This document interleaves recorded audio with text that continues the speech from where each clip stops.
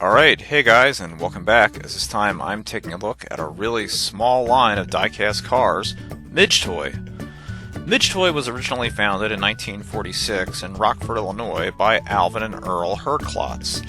They had previously been in the business of making diecast tools, but switched the focus of their business to making small diecast vehicles and selling them cheaper than their competitor, Tootsie Toy, ironically who started making the same types of diecast toys in the 1890s and was founded in the same town of Rockford, Illinois. It really goes to show, if you can't beat them, join them, or at least copy them. Midgetoys were generally sold in blister packs of 5 to 10, ranging from 10 to 59 cents. With everything from cars to airplanes and trains, Midgetoy was out to give Tootsie Toy a run for their money. And for the first few years, Midgetoy did just that, seeing a boost in sales over their biggest competitor due to selling them so much cheaper. Midgetoy vehicles became popular fast. Unfortunately, their popularity wouldn't last due to other larger companies like Tootsie Toy, Matchbox, and Hot Wheels. And in 1982, Midgetoy would finally go out of business after 36 years. Alright, so now let's take a look at some of the Midgetoy cars and vehicles that I have here in my collection. Now I know these seem really similar since I just did my Tootsie Toy review just a little while ago, and I'm sure some people may even find these boring and like, well, what's the difference? They're just the same die-cast, really easy, kind of cheap looking, cheap feeling metal die-cast vehicles and toys. And, I mean, a lot of people might not even really consider these toys because they kind of fall in between the cracks to where they're more of, like, in the antique and collectible realm than they are in toys. But I felt since I went over my Tootsie Toy cars and vehicles and did a review on them, it was only fair to take a look at the much, much, much lesser known and much lesser popular line of toys, ironically, from the same town, which, I mean, that's crazy that they were both from Rockford, Illinois, and it's evidently a clear-cut case of just, those guys started the company seeing Tootsie Toy being successful, and hey, well, we make die-cast stuff, let's just do the same thing they're doing, and, for 36 years that worked, and they had a pretty successful business. So I think it's equally as interesting and as fair to just take a look at the other side of the coin, and see what a similar company was doing. Now, personally, I really think that these types of die-cast toys are really interesting because they really are like a part of history. You look at toys from the 60s and 50s and before then, and they're almost not even toys. The way that they look, and I guess it helps because the way the paint wears off, but just the feel of them, the history, the context behind them, I think they're really interesting, and I think that's what makes them really neat to look at. So I have three major vehicles here. First thing we'll take a look at is this really cool Midgetoy train. We'll take a look at all the separate cars here. And I believe that this would have come with tracks that you could have put it on as well. And this I just think is really neat. Let's take a look at the engine here first. Nice little steam locomotive. Good black coloring, or what's left of it. Some nice detail, considering these were just resin cast, just poured some cheap tin into a cast and just were, really quick set. Although, even saying that, they are very durable. I mean, it's very rare you see any of these that are broken. And, nothing too special going on here. You got those classic squeaky metal wheels and, the inside the cast it'll say Midgetoy, Rockford, Illinois. So nothing too tremendous or special going on here. You have your little hooks to where you can hook your engine up to your little coal car, which is the coal car that would go right behind it to power the steam engine. And so that just hooks on like so.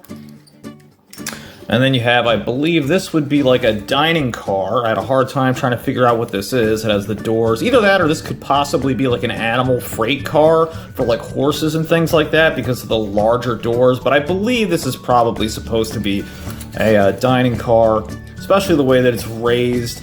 It looks more for like just regular passengers. And I like the green color, even what's left of it. I think that's really neat. And that gets hooked on like so. And then you have the main passenger car, which is my favorite because, well, of course, this survived in the best condition with the orange coloring and the nice windows, and you have like the little viewing car at the back, or like the caboose where the train operator, you can imagine, would be hanging off the back, or passengers would be looking out. And you connect them all together and you have this really nice little metal die-cast train. And I used to have one very similar like this when I was growing up. I had a Tootsie Toy one that I got at a little hobby shop when I was in high school, and we used to put it up around our Christmas tree every year.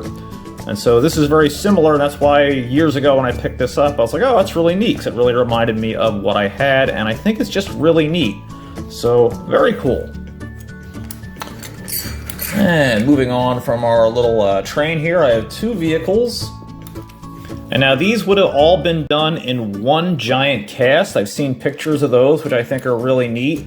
And so there'd be like 8 or 12 different vehicles. And all they would do was they would cast them all at once, and then they would be painted different colors. So for many, many years, Midgetoy, they never changed their assortment. They just really changed their paints.